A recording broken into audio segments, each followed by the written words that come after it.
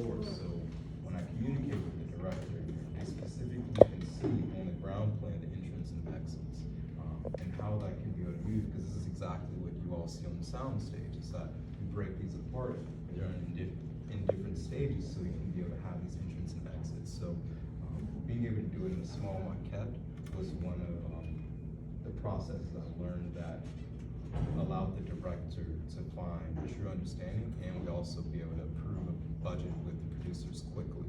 It's a theater production called The Kitchen, and when I have the directors open to doing unique things, this was at the Geffen Playhouse over at UCLA, and I didn't want to have the kitchen of, like, as I was looking onto the stage, I wanted to put the audience inside the kitchen. So what I did is I used a tennis court style, and I created these two large walls. They ended up being like 15 feet, so when you sat in them, you actually felt that you're in the kitchen.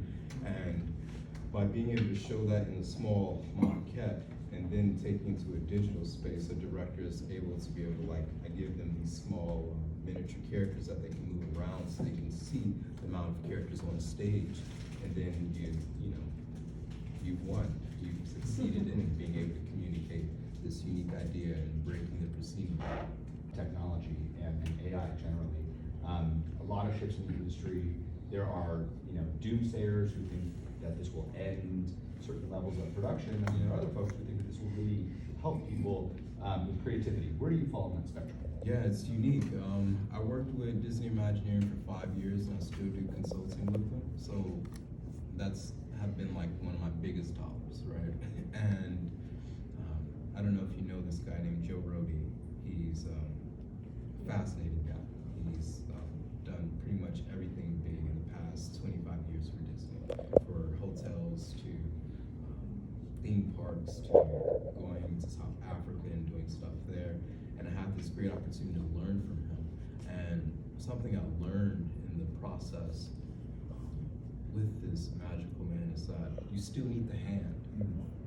And if something is missing the hand, it's not going to be felt. So there is a worry, right? But the worry is not about how to get that job. It's more so how to show how important the hand is. And that's what I focus on. Let's talk about how to get that job.